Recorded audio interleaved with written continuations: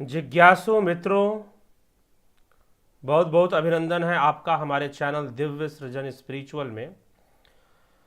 और आज भी हम एक विषय लेकर आपके समक्ष उपस्थित हुए हैं। यहाँ पर आप देख रहे हैं, ऐसे तो जैसा कि कल मैंने कहा था कि कठोपनिषद पर चर्चा होगी,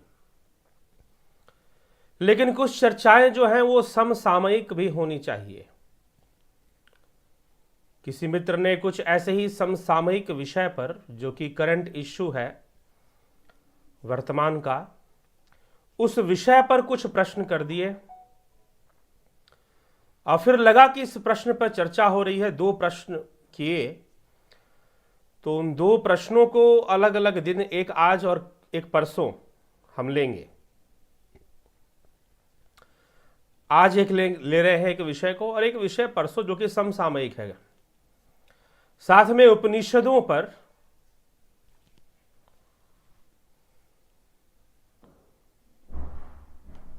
जो चर्चा चलती है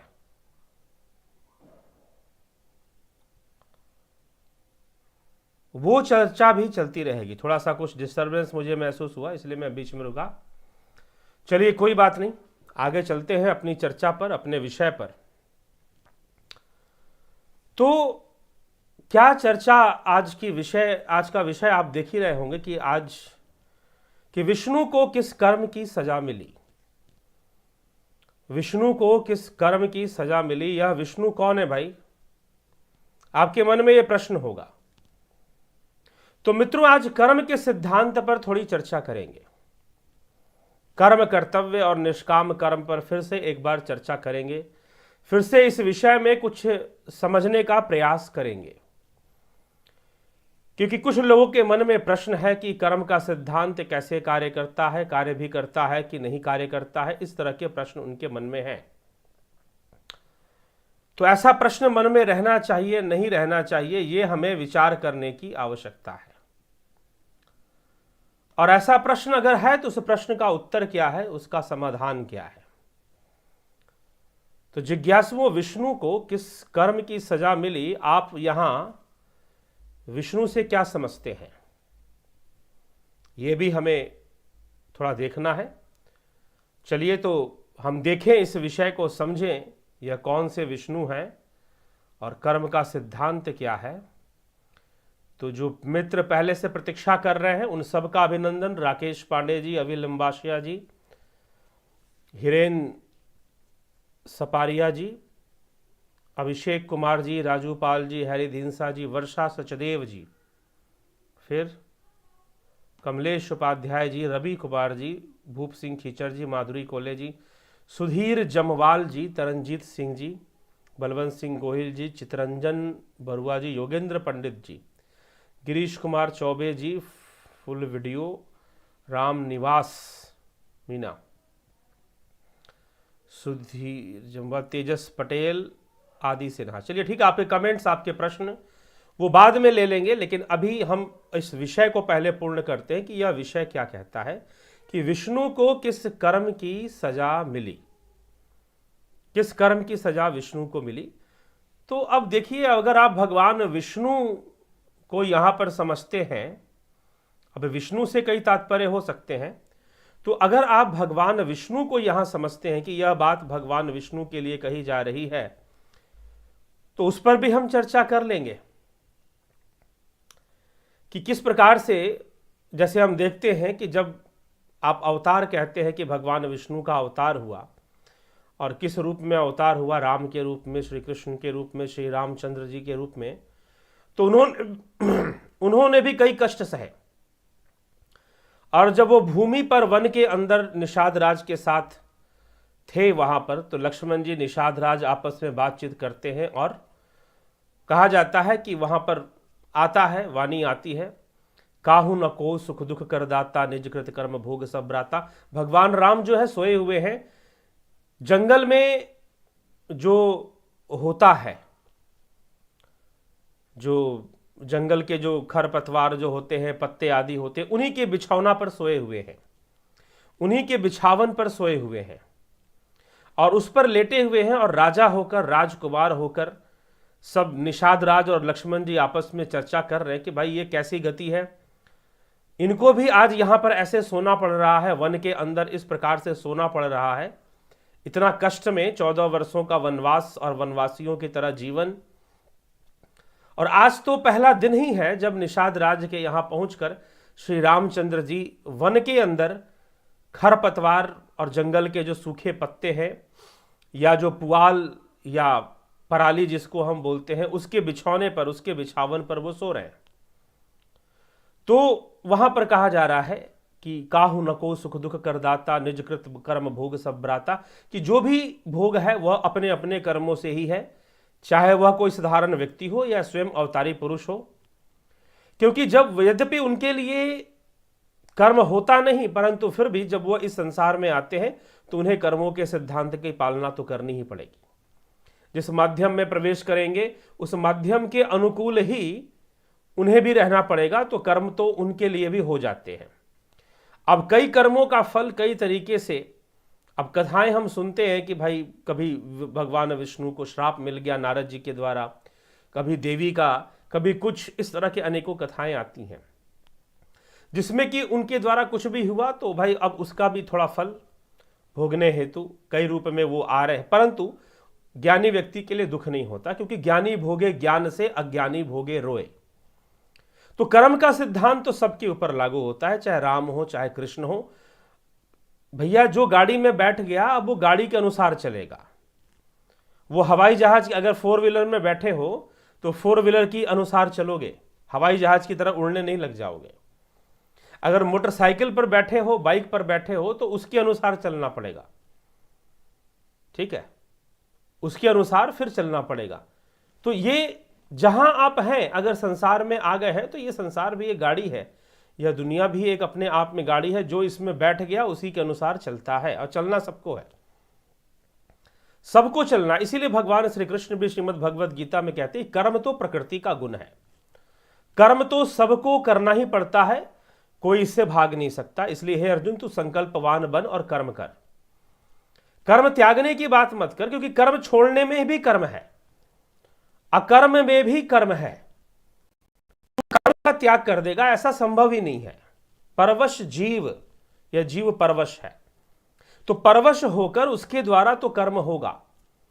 उठते सोते जागते, श्वासों को लेते श्वासों को छोड़ते, आंखों को मीचते आंखों को खोलते, हर तरह से कर्म बंधन बंध रहा है। तो यह प्रकृति तुझसे कर्म करवा रही है और तू कर्म कर रहा है, सतोगुण के वशीभूत, रजोगुण के वशीभूत, तमोगुण के वशीभूत। इससे बेहतर है, प्रकृति तो तुझसे कर्म करवाया लेगी, लेकिन तू संकल्पवान बन। तू संकल्प ले कि तुझे कुछ सदकर्म करना है, तू संकल्प ले कि तुझे कुछ अच्छा कर्म करना है, तुझे सही मार्ग पर चलना है, क्योंकि बुरे मार्ग पर तो प्रकृति तुम्हें ले ही जाएगी। गिरना आसान है, गिरना आसान है, परंतु उठना मुश्किल है, ताकत लगानी पड़ती है, बहाव में बहना। तो कर्म तो होना ही है, कर्म से तो बच नहीं पाओगे। इसीलिए तुम कर्म करने के लिए निरंतर परायण रहो, क्योंकि अगर कर्म करने के लिए संकल्पवान नहीं बनोगे तो प्रकृति तुमसे कर्म के ही विधि करवा ही लेगी, छोड़ेगी नहीं वो। तो इसका मतलब ये बाध्यता है कि कर्म तो करना ही है, और जब ये बाध्यता है तो उसमें संकल्प होना चाहिए कि संकल्प कि हम कौन सा कर्म करेंगे, हम कैसा कर्म करेंगे। यही उपदेश अर्जुन को दिया जा रहा है कि ये मत बोल कि तू कर्म नहीं करेगा, कर्म तो तुझसे हो ही रहा है। तो इसीलिए जो गाड़ी में बैठ गया वो चल रहा है, वो ये नहीं कह सकता कि मैं नहीं चल रहा या मैं नहीं चलूंगा। अगर गाड़ी चल रही है तो वो भी चल रहा है, जब तक बैठा हुआ है तब तक चल रहा। वैसे ही जो जिसने देह धारण कर लिया, जो इस प्रकृति के सिस्टम में आ गया, अब वो कर्म कर ही रहा है, नहीं कर रहा है ऐसा नहीं हो सकता। तो यही उपदेश श्री कृष्ण भगवान भी दे रहे हैं अर्जुन को। वो ये भी कह रहे हैं कि मेरे लिए कोई कर्म नहीं है, क्योंकि मैं संपूर्ण कर्म रहस्यों को जानने वाला हूं, लेकिन फिर भी मैंने भी शरीर धारण किया है और इस संसार में मैं भी जन कल्याण हेतु ही सही, लोक कल्याण हेतु ही सही मैं आया हूं, तो मैं भी कर्म कर रहा हूं। क्योंकि जो आ गया उसे कर्म उससे होगा ही होगा, नहीं होने का प्रश्न नहीं उठता, वो कर्म के उसमें सिस्टम में आ ही जाएगा। हाँ, बस ये है कि जो आत्मज्ञानी है, जो सांख्य योगी है, वो उस बंधन को काटना जानते हैं, इसीलिए तो वो संकल्पवान होकर कर्म करते हैं, कर्मों का त्याग नहीं करते। वो यह दावा नहीं करते कि हम कर्म नहीं करेंगे, तो कर्म का फल है। चाहे अवतारी पुरुष आए वो भी उस बंधन को स्वीकार करते हैं, बस उनमें और एक साधारण मनुष्य में फर्क है कि वो उस बंधन को स्वीकार करते हुए भी निश्चिंत और संतोष से रहते हैं। ज्ञानी भोगे ज्ञान से, अज्ञानी भोगे रोए। अपने कर्मों का भोग रो रो कर करता है और ज्ञानी ज्ञान से भोगता है। तो मित्रों, चाहे भगवान विष्णु का जन्म हो रहा हो, अवतार ले रहे हो, चाहे कुछ भी ऐसा हो रहा हो, सबके ऊपर कर्म सिद्धांत लागू हो जाता है। ठीक, तो कर्मों का भोग सबके लिए निश्चित रूप से है। लेकिन आज हम मात्र भगवान विष्णु की चर्चा करने यहां नहीं आए हैं। यहां पर जो टाइटल दिया गया है कि विष्णु को किस कर्मों की सजा प्राप्त हुई, कौन से कर्मों की सजा उसे मिली। किसी ने, मित्र ने पूछ दिया मुझे, एक वीडियो उन्होंने मेरे साथ शेयर किया, 2 वीडियो शेयर किए। एक वीडियो पर मैं एक दिन बाद, परसों हम ले आएंगे चर्चा उसके ऊपर, वो युगों के ऊपर है। और आज का ये वीडियो एक घटना पर है। आज 7 मार्च है, 3 मार्च को, मतलब 5 दिन पहले, 4 दिन पहले, 3 मार्च को एक व्यक्ति की 19 साल बाद, 19 साल के अब लगभग 20 वर्षों बाद, 20 वर्षों बाद उसकी रिहाई हुई। वो जेल में था 20 वर्षों से, 19 साल कुछ महीने, लगभग 20 साल ही हो गए पूरे। तो उसकी रिहाई हुई, वो रिहा हो गया जेल से। उसको सरकार ने, कानून ने, जो जज थे, जो न्यायालय था हमारे देश का, हाई कोर्ट, उसने उसकी रिहाई दे दी कि भाई इसको रिहा करो, इसको छोड़ दो। और वो छूट गया। और छूटकर अब 19-20 साल बीत गए। अब इतना लंबा समय, उम्र कैद भी आपको होगी तो 14 वर्ष बीतेगा। उसका नाम था विष्णु तिवारी। अब विष्णु तिवारी की स्थिति क्या है कि 20 साल बाद वो जेल से बाहर निकलते हैं। लेकिन 20 साल किस चक्कर में जेल में रहे, किस चक्कर में जेल में रहे, कौन सा केस, रेप केस उनके ऊपर चला। अपने गांव के अंदर ही, गांव चलिए नाम लेना मुझे नहीं लगता कि ठीक है, वैसे आप न्यूज़ चैनल देखेंगे तो उसमें सब बताया हुआ है। तो उत्तर प्रदेश के एक गांव के वो हैं और रेप केस का इल्ज़ाम उनके ऊपर था, सजा हुई उनको। लेकिन न्यायालय के अंदर कभी भी उनका जुर्म उनका प्रमाणित नहीं हो पाया। जो भी अपराध था वो कभी प्रमाणित नहीं हुआ, कभी प्रूव नहीं हुआ कि उस व्यक्ति ने अपराध किया है। अब एक बात सोचिए कि अगर वो प्रूव हो जाता, समय पर प्रूव हो जाता और सजा उसे उस अपने जुर्म के लिए मिल जाती, तो शायद 7 वर्षों की मिलती, 7 ईयर्स।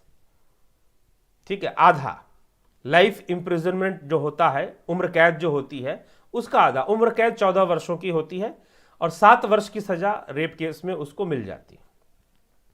ओनली रेप केस था, मर्डर का कोई उसमें, हत्या का कोई एंगल उसमें नहीं था, तो सजा थी। लेकिन सच्चाई क्या है कि विष्णु तिवारी का वह केस कभी प्रूव नहीं हुआ। केस चलता रहा, हाई कोर्ट में चला गया, लेकिन वहां भी प्रमाणित नहीं हो पाया कि ऐसी कोई घटना घटी।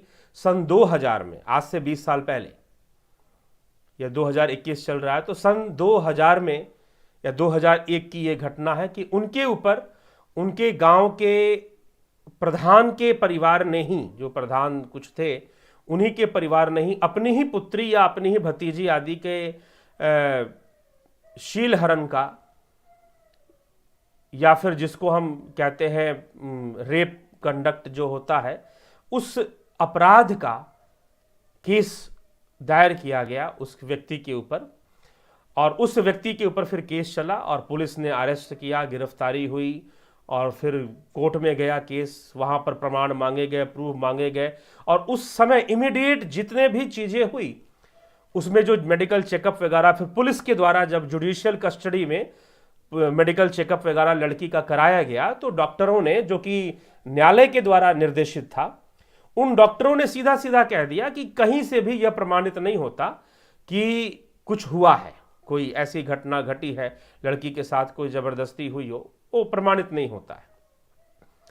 तो प्रमाणित भी नहीं होता है लेकिन केस बनाया गया, SC/ST एक्ट के अंतर्गत इस केस को लिया गया। इसीलिए SC/ST एक्ट के अंतर्गत होने के कारण उसे कोई मौका नहीं दिया गया अपनी सफाई पेश करने का, और वो इतना पैसे वाला भी नहीं कि कोई वकील जो है उसके लिए बोले और वकील के किराए जो है या वकील के खर्चे वो उठा पाए। अब अपने घर के एक परिवार के सदस्य को बचाने में, जो गरीब परिवार था वो और ज़्यादा गरीब हो गया, वकीलों के खर्चे में, कोर्ट के खर्चे में और अधिक वकील गरीब हो गया। अब उन्होंने छोड़ दिया कि हम वकील कहाँ से करेंगे, हम तो वकील, इतना गरीब आदमी वकील कहाँ से करेगा। तो वकील भी वो नहीं कर पाए। कोई वकील लड़ लिया, कभी किसी वकील ने लड़ा, कभी किसी वकील ने लड़ा, और केस चलता रहा, लेकिन केस में कभी प्रमाणित नहीं हो पाया कि इस व्यक्ति ने कोई अपराध किया है। अगर जिस दिन प्रमाणित हो जाता तो उसको सजा हो जाती, भाई 7 साल की सजा मिलती, अपना बाहर आ जाता। लेकिन प्रमाणित भी नहीं हुआ, केस भी चलता रहा, और SC/ST एक्ट लगाने के कारण और प्रतिबंध होगा, क्योंकि उस एक्ट के अंतर्गत आपको मौका नहीं दिया जाता कि आप कुछ बोल पाए, तुरंत गिरफ्तारी उसमें हो जाती है। तो अब जो है वो गिरफ्तार भी हो गया, 7 साल तो छोड़ दिए, 20 साल उसके जेल में बीत गए। और 20 साल बाद न्यायालय ये कहती है कि भाई इसका तो प्रूव ही नहीं हो रहा, फिर इसको जेल में क्यों रखा है। 20 साल बाद न्यायाधीश महोदय को यह समझ में आता है कि इसका तो गुनाह, अपराध प्रमाणित ही नहीं हो रहा, तो इसको जेल में क्यों रखा हुआ है। यह कहकर उसको रिहा कर दिया जाता है। लेकिन अगर हम एक सामाजिक, एक व्यवहारिक दृष्टिकोण से अगर यहां बात करें, तो क्या उसके जीवन के 23 साल की उम्र में वो जेल गया, 43 साल की उम्र में वापस निकला जेल से, क्या उसका यह जो समय बीता जेल के अंदर एक कैदी के तरह कठोर कारावास में, सामान्य कारावास नहीं, कठोर कारावास में रखा, क्योंकि SC/ST एक्ट के अंतर्गत उस पर केस था। तो अब वो इतना समय उसने बिता लिया। ये 3 मार्च की घटना, और कई जगह, कई न्यूज चैनल में आपने हो सकता है देखा भी हो। तो अब निकला, अब प्रश्न क्या है, प्रश्नकर्ता का यह प्रश्न है कि उसने किस कर्म का फल भोगा। तो हम अपने विषय पर आते हैं, कर्म के विषय पर, और उसे अपने इस जीवन को, उसके लिए अगर मान लीजिए किसी दूसरे व्यक्ति के साथ, चलो हम विष्णु तिवारी के पास जाकर उसे क्या समझाएं क्या ना समझाएं, क्योंकि जो भोगता है वो जानता है, और जिसको दिलासा देना है, जिसको कुछ कॉन्डोलेंसेंस जिसको देनी है, कुछ इस तरह की चीज है,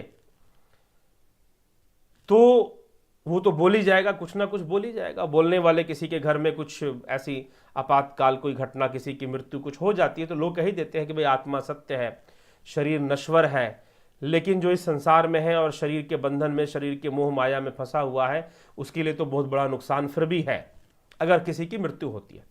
तो विष्णु की तिवारी के घर तो बहुत बड़ी आपदा आ गई, और धीरे धीरे उसके पिता, जिस दिन वो जेल गया कुछ वर्षों बाद उसके पिता का हार्ट अटैक से मृत्यु हो गई, बड़ा भाई भी मर गया इन सब दबाव में आकर, और गरीब से अति गरीब के श्रेणी में उसका परिवार चला गया, अति पिछड़ा और अति गरीब की श्रेणी में चला गया।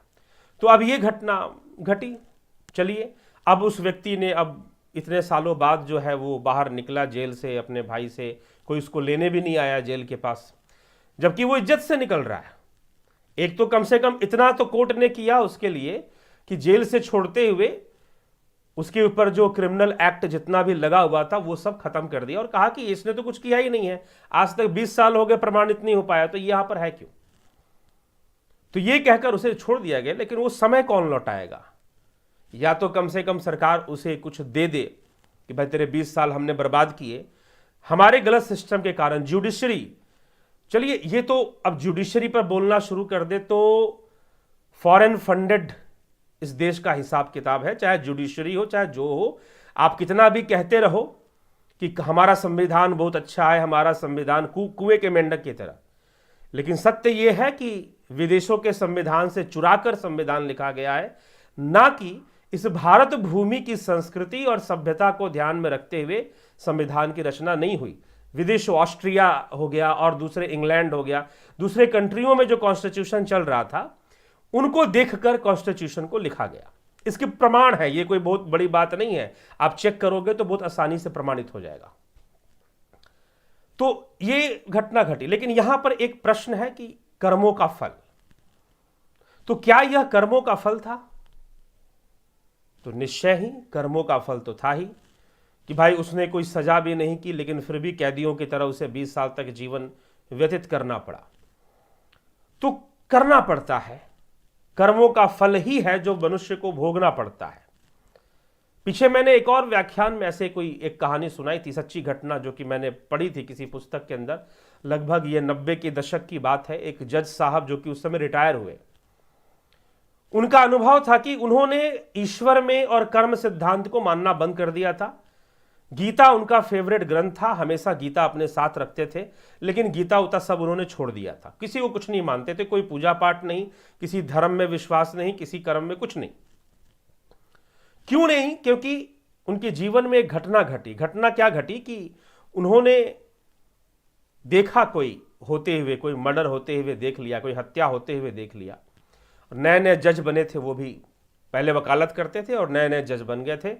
तो वो केस उन्हीं के सामने आ गया, और जब केस उनके सामने आया तो केस सामने आने के बाद देखा कि भाई ये तो हत्या का मामला, और मैं इस हत्या केस को जानता हूं, लेकिन ये पॉलिटिकल मर्डर है, और जिस व्यक्ति ने किया है वो तो सामने नहीं है, किसी दूसरे बेगुनाह व्यक्ति को सामने यहां पर खड़ा कर दिया गया है, और चारों तरफ से पॉलिटिकल प्रेशर है।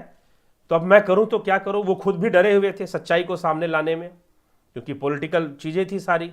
डरते थे कहीं मेरी ही हत्या ना हो जाए, और उस डर और भय के कारण जो प्रमाण सामने आए, जो साक्ष्य उनके सामने आए, उसके आधार पर उन्होंने निर्णय सुना दिया, उम्र कैद सुना दी, फांसी की सजा सुना दी, और उस व्यक्ति को जिसको ये सजा नहीं मिलनी चाहिए थी, बेगुनाह था वो, उसको सुना दी, और जो असली था वो बच गया।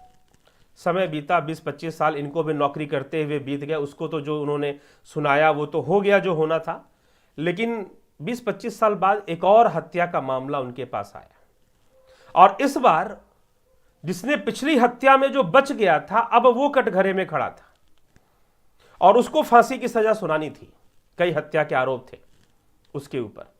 वो रो रहा था, चिल्ला रहा था कि मैंने ये हत्या नहीं की, मुझे फंसाया जा रहा है, मुझे फंसाया जा रहा है, मैंने ये हत्या नहीं की। लेकिन फिर भी था सामने तो सजा सुना दी। जज साहब को बड़ी दया आई उसके ऊपर। कुछ दिनों बाद वो रिटायर हुए, और फांसी लगने के पहले उससे मिले जाकर कि तुम कोर्ट में बहुत रो रहे थे, एज ए वकील मिले, कि तुम कोर्ट में बहुत रो रहे थे, चिल्ला रहे थे कि तुमने ऐसा नहीं किया है, तो मुझे ये बताओ कि तुमने क्या किया है, ये तुम्हारा नहीं। तो उसने सारी बताई कि मैंने ये हत्या नहीं किया है, किसने किया है वो भी बताया। चलो ठीक है, लेकिन अब सारे प्रमाण तुम्हारे विरुद्ध थे और तुम्हें सजा हो गई है, तुम्हें तो सजा हो गई है, अब मैं इसमें क्या कर सकता हूं, क्योंकि प्रमाण सारे तुम्हारे विरुद्ध थे। इस तरह से जज साहब ने कह दिया। तो उन्होंने कहा कि चलो ठीक है, तुमने ये हत्या तो नहीं की है। वो फाइल लेकर आए थे, फाइल में जिसकी हत्या पहले हुई थी 25 साल पहले, उसकी फोटो भी लेकर आए थे। फाइल खोलकर दिखाया, फोटो दिखाया कि बताओ ये हत्या जो इस साल को, आज से 25 साल पहले एक हत्या हुई थी, क्या ये किसने की थी? जैसे ही ये पूछा, अब उस हत्यारे की आंखें फटी की फटी रह गई, फटी आंखों से वो देखता रह गया, ये क्या प्रश्न कर रहे हैं। तो जज ने बताया कि मेरे आंखों के सामने ये मर्डर हुआ था, और मैंने देखा था कि तुमने किया था, लेकिन उस समय तुम बच गए थे, और उस दिन से, जिस दिन से मैंने किसी एक बेगुनाह को सजा सुनाई, उसके बाद से मैंने गीता पढ़ना छोड़ दिया, सारे मैंने मान्यताएं छोड़ दी अपने धर्म की। लेकिन आज मुझे विश्वास हो गया है, इसीलिए मैं अपने फाइल के साथ गीता भी लेकर आया हूं, और मुझे विश्वास हो गया कर्मों का फल तो किसी ना किसी रूप में सामने आएगा,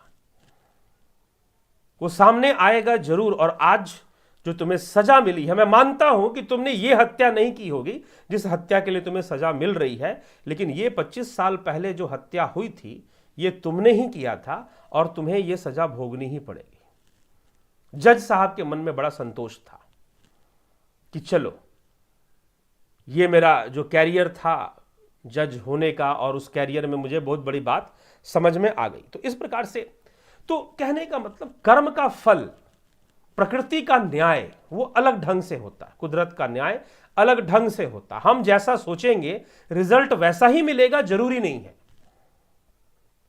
जरूरी नहीं है, हो सकता है। इसीलिए कर्म करना चाहिए। अगर आप मेहनत कर रहे हैं तो मेहनत करना चाहिए, क्योंकि उसका फल नहीं मिलेगा ऐसा तो हो ही नहीं सकता कि नहीं मिलेगा, मिलेगा जरूर। हो सकता है कि कुछ समय बाद मिले, किसी अलग रूप में आकर, किसी अलग रूप में सामने आए, लेकिन हम आसक्ति वशीभूत, अपनी अहंकार के वशीभूत हम फल को निश्चित करने में लगे रहते हैं कि फल तो ऐसा ही होना चाहिए। फल होगा लेकिन वैसा ही होगा ऐसा नहीं कहा जा सकता। यह प्रकृति, इसलिए भगवान श्री कृष्ण ने भी निश्चिंत करते हुए अर्जुन के कहा, कर्मण्यवाधिकारस्ते मां फलेषु कदाचन मां कर्म फल हेतुर्ब्रह्मा ते संगोस्त्व कर्मणि। कर्मण्य, कर्म में तेरा अधिकार है, फल में तेरा कोई अधिकार नहीं। कदाचित फल में तेरा अधिकार नहीं है, लेकिन फल तो मिलना है, कर्म हुआ है तो फल भी मिलना है। तो ये चलता रहता है। अब विष्णु को 20 साल की सजा बिना किसी अपराध के, बिना किसी अपराध के, यहां पर जो थोड़े पैसे वाले हैं, जो थोड़े ताकतवर हैं, पॉलिटिकल पावर है, तो बड़े बड़े पाप कर कर भी बच जाते हैं। और एक व्यक्ति 20 वर्षों तक बिना किसी गुनाह के उसने बिता दिया, तो हमें ऐसा लगता है कि उसका कोई गुनाह नहीं था।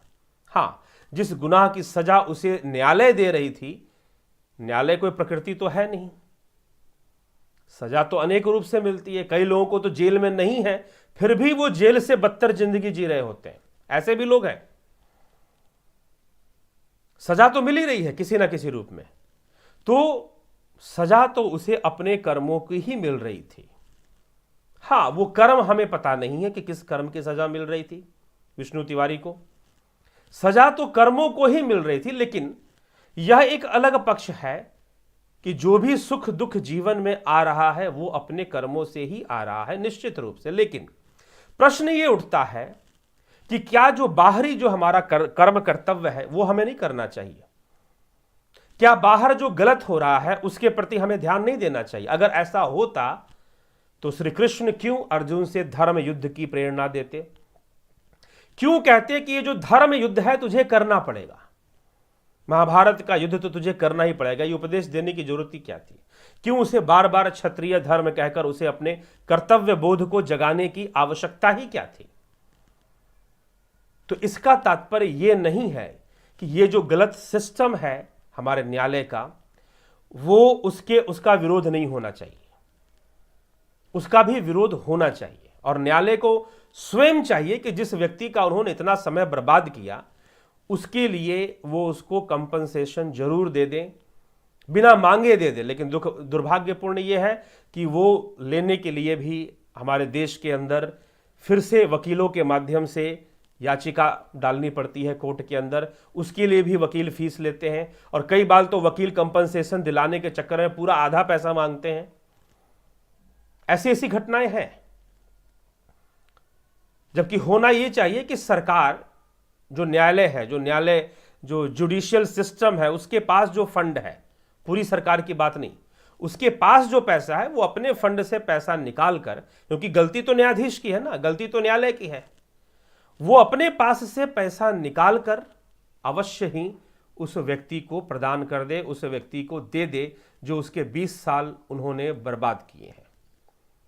ठीक, तो निश्चय ही हमें जो समाज के रूप में जो अधर्म हो रहा है, यद्यपि उसमें भी कर्मों का फल ही मिल रहा है, परंतु जो अधर्म हो रहा है उसके विरुद्ध यह हमारा कर्तव्य बन जाता है। क्योंकि अगर हम कोई आवाज नहीं उठाते, कुछ नहीं कहते, तो निश्चय ही हम कहीं ना कहीं हम भी उसके जिम्मेदार हैं। जो लोग द्रौपदी का चीरहरण होते हुए जो देखते रहे, वह भी उसके जिम्मेदार बने। दंड उनको भी मिला, चाहे वो कर्ण थे, चाहे वो द्रोण थे, चाहे वो भीष्म पितामह थे। दंड के भागी उनको भी बनना ही पड़ा।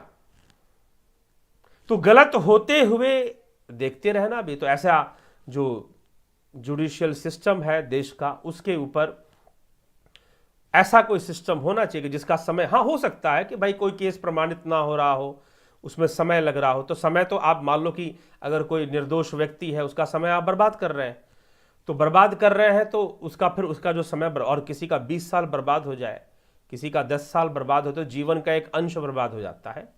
तो वो उसको तो निश्चय रूप से उसकी सहायता सरकार को कर देनी चाहिए। और बिना उसके मांगे ही कर देनी चाहिए। होना तो यही चाहिए था। लेकिन चलिए, जो भी है, विचारणीय है। इसमें विज्ञान क्या है, आध्यात्मिक ज्ञान क्या है, इसमें यही है कि सजा भोगते हुए भी अगर व्यक्ति ये हो कि हाँ, मुझे किसी ना किसी कर्म का फल जरूर मिल रहा है, इस कर्म का नहीं तो किसी और कर्म का फल मिल रहा है। जैसे विष्णु पितामह ने भगवान कृष्ण से पूछा कि मुझे कौन से कर्मों का फल मिल रहा है कि मैं बाणों के शैया पर लेटा हुआ हूं,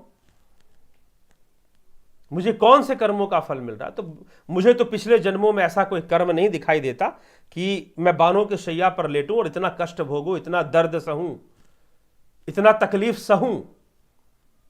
तब भगवान कृष्ण ने उनको यही कहा था कि उनको दिखाया था, पिछले 100 जन्म पीछे ले जाकर दिखाया था कि देखो तुमने कैसे कर्म किए थे। वरदान तो इच्छा मृत्यु का है, लेकिन फिर भी जो तुम भोग रहे हो अपने कर्म का फल ही भोग रहे हो। इसलिए जिज्ञासुओं, ये विचार करने का विषय है कि समाज को इस विषय पर निश्चय ही विचार करना चाहिए। और इसके लिए हम जो भी आवाज उठा सकते हैं, हमारे पास जो भी माध्यम है, उस माध्यम से हमें आवाज उठाकर निश्चय ही, क्योंकि एक ऐसे केस नहीं है, पहले भी मैं ऐसे लोगों से मिला हूं जहां पर ऐसा दिल्ली के अंदर इसी प्रकार से एक रिक्शा वाला था, बेचारा गरीब था, वो बड़ा परेशान था और उसने मुझे कहा कि किसी एक समय पर ऐसे कभी जाना हुआ जेल के कैदियों को भी ध्यान के विषय में, अध्यात्म के विषय में समझाने के लिए कभी जाने का अवसर मिला। तो मुझे एक कैदी के रूप में एक रिक्शा वाला मिला जो कि कहता कि मेरे एरिया में अगर कुछ भी हो जाए तो मुझे उठा ही लेते हैं, इसीलिए मैं दिल्ली छोड़कर ही हमेशा के लिए चला जाऊंगा, ऐसे उसका था। मैंने पूछा क्यों जाओगे, तो उसने सारी बात बताई कि मैं कुछ करता भी नहीं हूं और जैसे ही कुछ हो जाता है, किसी के यहाँ चोरी हो गई, कोई झगड़ा हो गया, मुझे जरूर उठा लेते हैं। तो इसीलिए मैं तंग आ चुका हूं, मेरे पास इतने पैसे नहीं है कि मैं वकील कर या कुछ कर जो है इन सब चीज़ों से बच पाऊं। तो ये जुडिशियल सिस्टम और इसके द्वारा चाहे अनजाने में हो रहा हो, चाहे जानबूझ के हो रहा हो, इसको क्या कह सकते हैं, जो भी अधर्म हो रहा है उसके खिलाफ हमें अपना जो कर्तव्य बनता है, कर्तव्य रूप में हमें जरूर आवाज उठा। वो पूछ रहे थे क्या इन सब चीजों के ऊपर आवाज नहीं उठानी चाहिए। जी हाँ, कर्तव्य रूप में आपको आवाज जरूर उठानी चाहिए, जरूर उठानी चाहिए। तो उठाने का अपना तरीका होता है, अपना सामर्थ्य भी होता है, किसी के पास क्या सामर्थ्य है, कैसा सुविधा है, सामर्थ्य है, वो उठाए और उठानी ही चाहिए। तो इसके लिए तो जो कर्तव्य बनता है, यहां पर कर्तव्य, ज्ञान क्या कि कर्मों का फल भोगना ही पड़ता है। आदमी जो भी भोग रहा है वो कहीं ना कहीं कर्मों से ही है, जो भी भोग रहा है कर्मों से ही है वो। तो कर्तव्य क्या बनता है, समाज के प्रति जो करना चाहिए संकल्पबद्ध होकर, जो जरूरी है, धर्मयुक्त है, वो करना ही चाहिए। तो यही मुख्य सार है इस विषय का, आज के विषय का। तो कर्म बंधन तो भगवान को भी जब स्वीकार करना पड़ता है, श्री रामचंद्र को भी स्वीकार करना पड़ता है, कृष्ण को भी स्वीकार करना पड़ता है, तो साधारण मनुष्य भला उससे कहां बचने वाला है। तो वो तो रहेगा उसका। हाँ, ज्ञानी भोगे ज्ञान से, जो आत्मज्ञानी है, जो सांख्य योगी है, भगवान ने सांख्य योगी की बात की है, जो सांख्य योगी मतलब वही जो अष्टांग योग को समझकर चलता है और उस पर अपनी साधना को आगे बढ़ाकर स्वयं को जानने के प्रयास में लगा हुआ है, स्वयं को जानने लग जाता है, तो वह निश्चय ही ज्ञान की दृष्टि से वो कर्मों का भोग करता है। दुख भी मिलेगा तो उसमें भी उसकी ज्ञान दृष्टि, सुख भी मिलेगा तो वो सुख उसके अंदर अहंकार पैदा नहीं करेगा, और दुख जो है उसके अंदर अवसाद पैदा नहीं करेगा। तो दुख जो है उसके अंदर अवसाद पैदा नहीं करेगा, और जो सुख मिलेगा, धन मिलेगा, तो अहंकार पैदा नहीं होगा। वो अपने इस भाव से अपना जीवन जिएगा, इस भाव से अपना जीवन वह जिएगा। ठीक है, तो यह भी हमें समझना चाहिए और समझकर इस विषय को चलना चाहिए। हाँ, सामाजिक रूप से हमारा कर्तव्य बनता है कि ऐसे जुडिशरी सिस्टम के विरुद्ध क्या, विरुद्ध कहने का मतलब सुधार हेतु, कोई उसको खत्म करने हेतु नहीं, सुधार हेतु, कि अगर किसी व्यक्ति के साथ ऐसा अन्याय हो जाए तो सरकार को चाहिए, जुडिशरी सिस्टम जो न्यायालय विभाग जो है, 3 न्यायपालिका कार्यपालिका में हमारी सरकारें बटी हुई हैं, तो न्यायपालिका को चाहिए कि वो अपने फंड से, जो उसके पास पैसे आते हैं गवर्नमेंट से, सरकार से, तो वो उस फंड से वह जो है उस व्यक्ति की जो जरूरत थी, जो उसका आपने समय बर्बाद किया है, अगर वो जीवित होता तो हो सकता है कि इतने सालों में कम से कम 1 करोड़ रुपए की अर्निंग तो उसकी हो ही गई होती।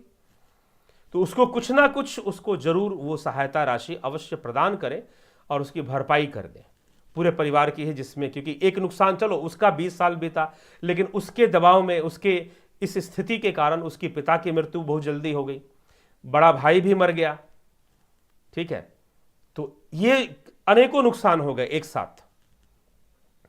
तो इसलिए ये आवाज एक कर्तव्य है, कर्तव्य के रूप में समझकर इसको उठाना चाहिए। और रही बात ज्ञान और कर्म की, तो यह संतोष भी रखना चाहिए कि जो हो रहा है वो सब कर्मों का ही फल है, कर्मों का ही फल है। परंतु एक और बात, यहां पर एक और बात समझने वाली बात है कि कर्मों का ही फल है, परंतु इसका मतलब यह भी नहीं है कि कोई हमारे ऊपर अत्याचार करेगा तो हम अत्याचार सहते रहेंगे।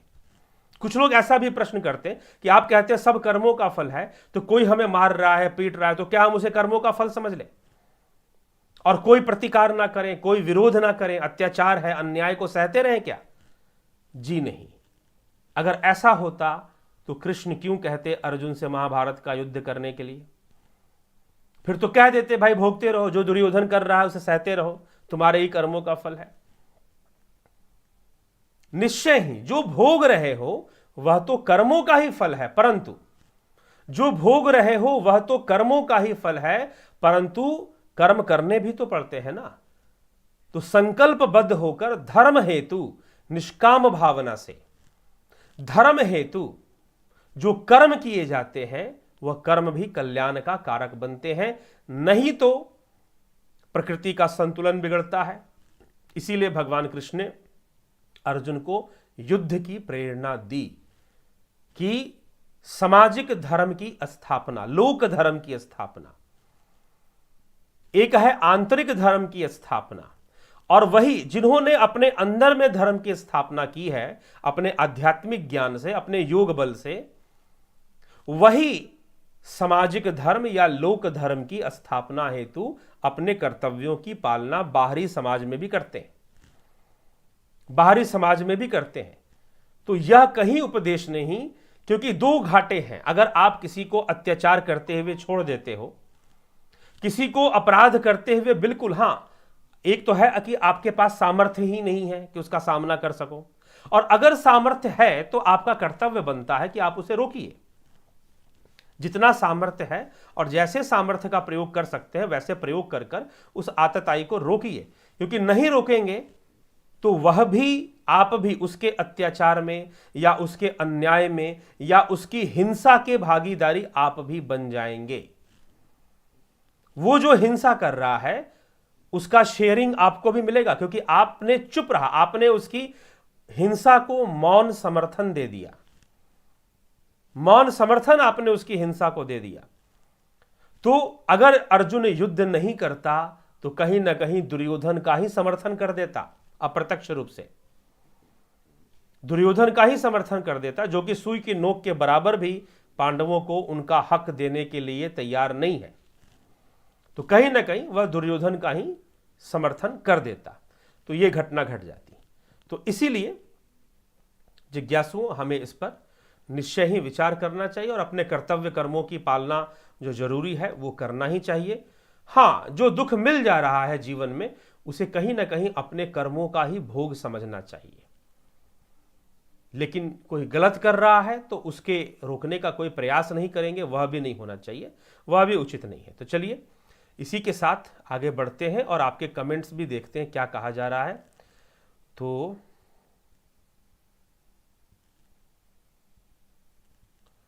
हरिओम चितरंजन बरुआ जी, गुरु जी प्रणाम। You explain all the facts in very much simple way with example. It is a very much easy to understand. Thank you for your compliment. और आप जुड़े रहें, बने रहें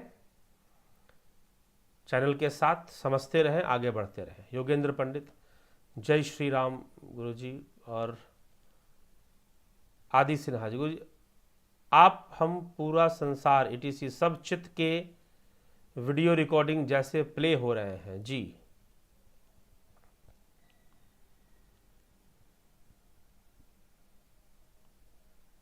श्री कृष्ण ने कहा कि मैं कर्म कांड से बंधा हुआ नहीं हूं। क्यों नहीं बंधे हुए हैं? क्योंकि वो योगी हैं, सिद्ध योगी हैं। इसी कारण से वो सिद्ध योगी ही अवतारी होते हैं। तो उनके अंदर ऐश्वर्य है, इसलिए वह उस बंधन में नहीं है, क्योंकि वो संपूर्ण कर्म रहस्य को जानने वाले, उसके ज्ञाता हैं। इसीलिए उनके लिए बंधन भी सिद्ध नहीं होता है। संचित कर्मा एज ए प्रारब्ध ही वॉज जेल्ड। संचित कर्मा जी, असंचित कर्म ही प्रारब्ध का रूप धारण कर कर आते हैं। गीता में श्री भगवान ने कहा कि मेरे जन्म कर्म दिव्य हैं, अर्थात अलौकिक हैं। जो इस प्रकार तत्व से जानता है वह देह त्याग कर पुनर्जन्म को प्राप्त नहीं होता। जी हां, जन्म कर्म चेम दिव्यमेवं यो वेति तत्वतः त्यक्त्वा देहम पुनर्जन्म नैति मामेति सो अर्जुना, श्री कृष्ण भगवान ने कहा। गुरु जी, कर्ण को सूर्यपुत्र बोलने का क्या बोधार्थ है? क्योंकि प्रकृति के नियमानुसार स्त्री और पुरुष के मेल के बगैर पुत्र का जन्म नहीं होता। कर्ण को सूर्यपुत्र बोलने का तात्पर्य है सूर्य के तत्व से उसका जन्म हुआ था। यह एक सिद्धि, यहां पर सिद्धि है, सिद्धि विशेष बात आ जाती है। योग सिद्धियों का यहां पर विज्ञान आ जाता है। यह कैसे संभव हुआ? दुर्वासा ऋषि के द्वारा दिए हुए वरदान से। ठीक, दुर्वासा ऋषि सिद्ध योगी थे, सिद्ध पुरुष थे। उनके दिए हुए वरदान से, उनकी शक्ति से कुंती को जो वरदान प्राप्त हुआ कि तुम देवताओं के तत्वों का प्रयोग करते हुए गर्भ धारण कर सकती हो। उनकी शक्ति का प्रयोग करते हुए, तो वो एकाग्रता की शक्ति थी, जो कि ये संयम का विषय है कि सूर्य के साथ संयम कर कर कुंती ने गर्भ धारण किया। संयम करने का तात्पर्य, क्योंकि चक्कर क्या है कि जब भी पुत्र की प्राप्ति की बात होती है तो हमारी दृष्टि एक ही जगह पर रहती है कि पुत्र की प्राप्ति तो यौन क्रिया से होती है। हम वहीं पर हम सोच पाते, उससे आगे नहीं सोच पाते। लेकिन अगर आप शास्त्रों को पढ़ेंगे तो तपोबल से भी पुत्र की प्राप्ति होती है, तपस्या से। ठीक, और योगी तो कर सकते हैं, योगी चाहे तो इस प्रकार से भी पुत्र की प्राप्ति कर सकते हैं, अपने योग बल से भी कर सकते हैं, क्योंकि वो मृत को जब जीवित करने का सामर्थ्य रखते हैं, मृत देह में चेतना फूंक देने का सामर्थ्य जब उनके अंदर आ जाता है, तो ऐसे योगियों की घटनाएं हैं। गुरु गोरखनाथ जी की भी एक घटना है जिसमें कि वो उनका एक मिट्टी के खिलौने को बनाते बनाते उसमें चेतना आ जाती है। गुरु गोरखनाथ के हाथों से वो जब बन रहा था। ऐसी कई कथाएं हैं योगियों के जीवन में। आदि गुरु शंकराचार्य का परकाया प्रवेश हो गया, और ऐसी कई सिद्धियां जिनका वर्णन आता है। तो सूर्य के साथ संयम करते हुए, पंचभूतों के साथ संयम कर कर, देवताओं के साथ संयम करके संतान उत्पत्ति की शक्ति दुर्वासा ने कुंती को प्रदान की थी, उनकी सेवा से प्रसन्न होकर। तो वो एक शक्ति थी, क्योंकि सूर्य कोई पुरुष तो है नहीं। पवन, अब भीम पवन पुत्र हुए, तो वायु भी कोई पुरुष नहीं है, तत्व रूप में है, देवता रूप में है, देवता सूक्ष्म लोक में है। तो इस प्रकार से अब देवता सशरीरी नहीं है, वह इस संसार के जो इंद्रिय बंधन है वो उसमें भी नहीं है, सूक्ष्म लोक में होते हुए भी वो बाकी बंधनों में नहीं है वो। तो इस कारण से यह भी नहीं कह सकते कि भाई देवता आए और उनके द्वारा कोई यौन क्रिया उसने किया और फिर संतान हो गए। जी नहीं, सूर्य विज्ञान का प्रयोग करते हुए, सूर्य तत्व का प्रयोग करते हुए, सूर्य से ऊर्जा लेते हुए, पंचभूतों से ऊर्जा ग्रहण करते हुए, उनकी विशेषता, उनके अंदर जो गुण समाया हुआ है उस गुण को ग्रहण करते हुए संयम से सिद्धि का प्रयोग करते हुए संतानों का जन्म हुआ। बस ये है।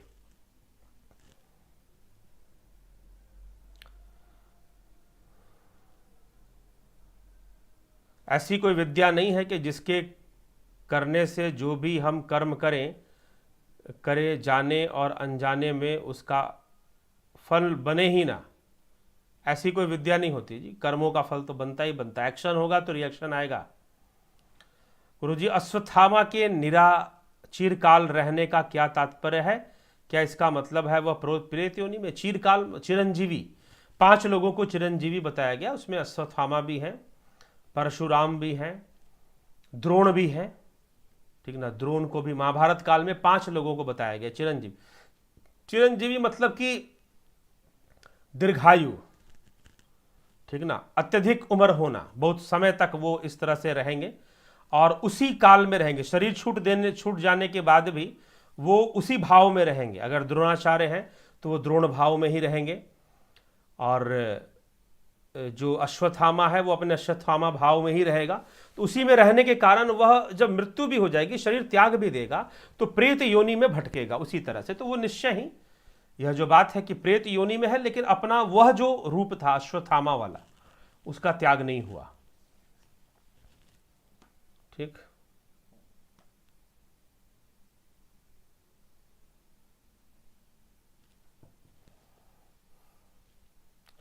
रात्रि में पाठ करने से दिन में किए पापों का नाश करता है, और दिन में पाठ करने से रात्रि में किए पापों का नाश।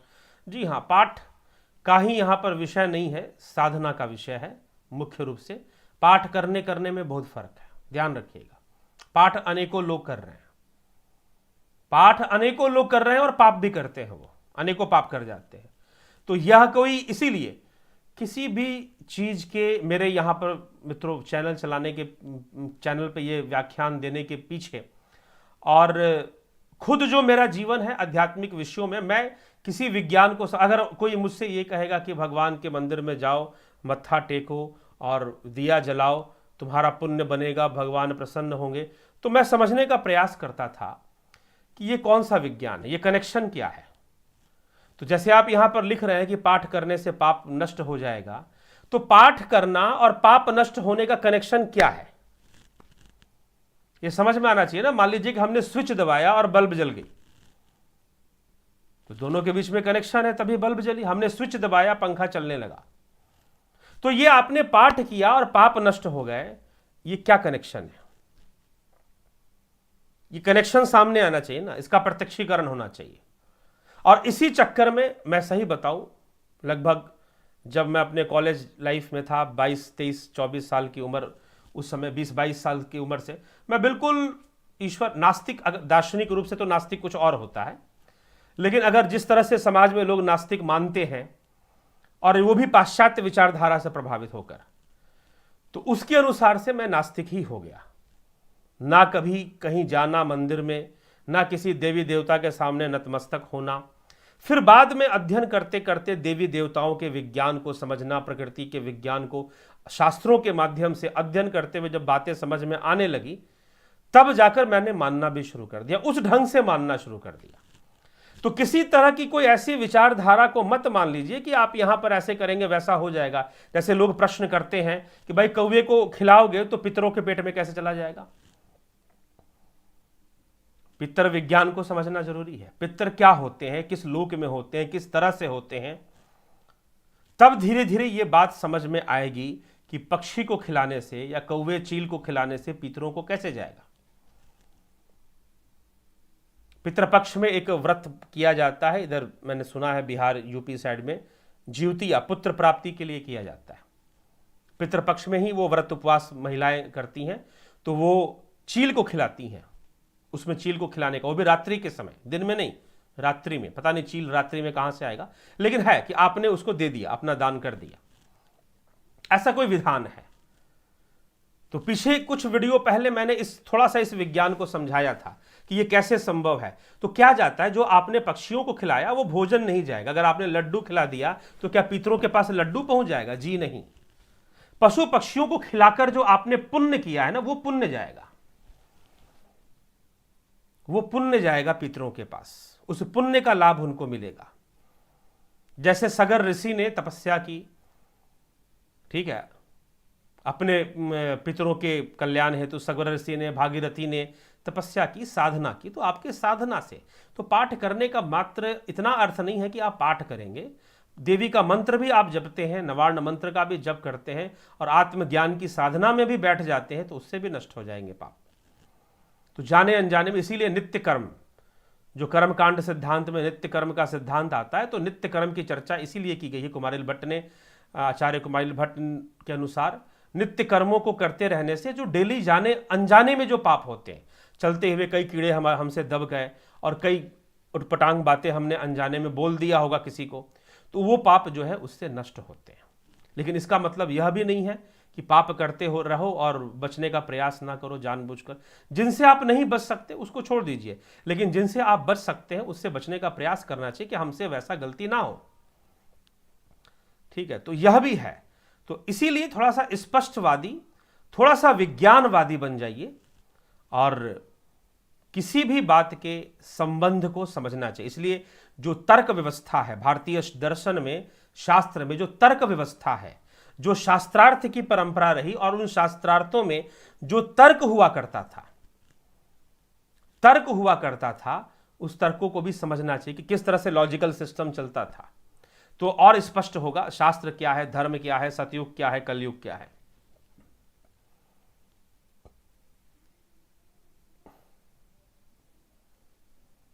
गुरुजी कुछ और भी विद्या होगी पाठ के साथ। जी हाँ, वही तो मैं कह रहा हूं ना, वही तो मैं कह रहा हूं। तो यही बात समझने योग्य है, समझने के लायक है कि और भी विद्या होगी जिससे कि बात समझ में आती हो कि पापों का नाश हो रहा है। जी हाँ, बिल्कुल निश्चय ही होगी, और निश्चय ही कि वो योग विद्या ही है और क्या है। देवी तो चेतना के रूप में ही हमारे भीतर विद्यमान है, उस चेतना को विकसित कर दीजिए अपने योग से, अपने ध्यान से, बस। और दूसरा क्या करेंगे।